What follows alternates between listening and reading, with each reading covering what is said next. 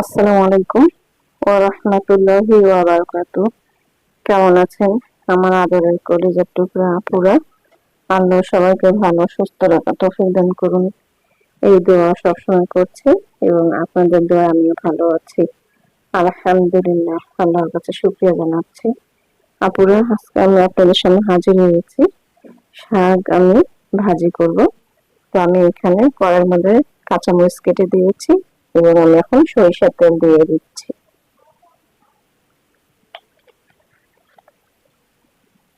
দিয়ে দিলাম সরিষার তেল। এবারে আমি রসুন কুচি দিয়ে দিব।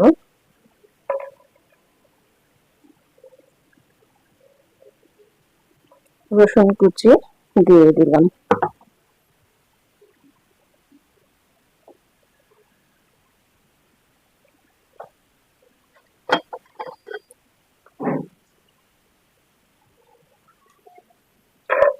একটু মরিচ আর রসুন কুচি গুলো একটু ভেজে নেব।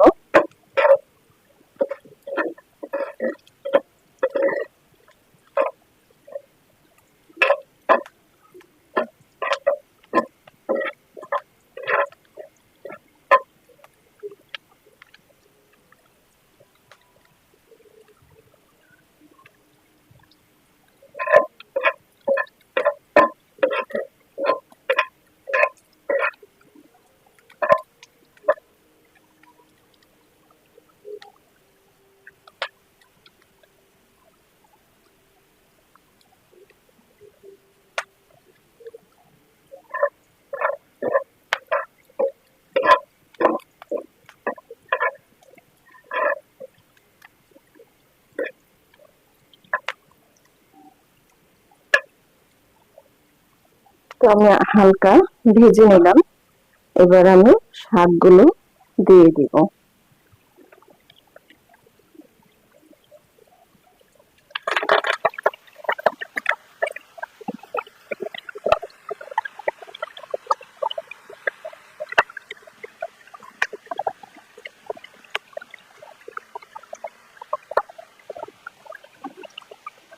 তারপরে শাকগুলো দিয়ে দিলাম।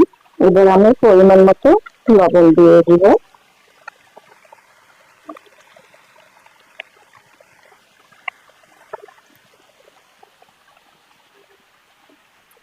আমি পরিমাণ মতো লবণ দিয়ে দিলাম। এবারে আমি ঢেকে দিব।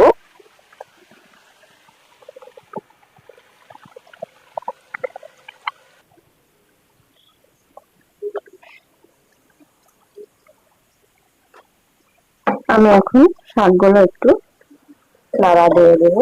দেখুন আপুরে শাকগুলো মিলে গেছে।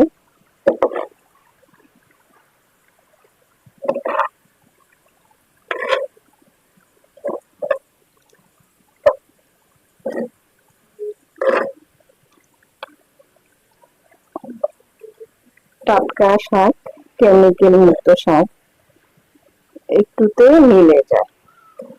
আর যেগুলো সার দিয়ে কেমিক্যাল দিয়ে বিক্রি করে এবং চাষ করে, এগুলো একদমই ভালো নয়, খাওয়াও ক্ষতিকর এবং সিদ্ধ হতেও চায় না।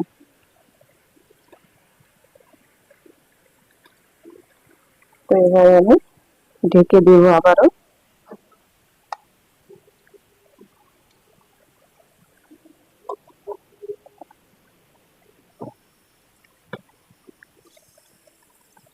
আপুরা, শাক রান্নাটা হয়ে গেল। দেখুন কত সুন্দর ঝরঝরে ভাজিটা হয়েছে, শাকের ভাজি, এবং খেতেও খুব মজাদার হয়েছে আলহামদুলিল্লাহ। শুকরিয়া আল্লাহর কাছে। তো এবারে আমি নামিয়ে নেব।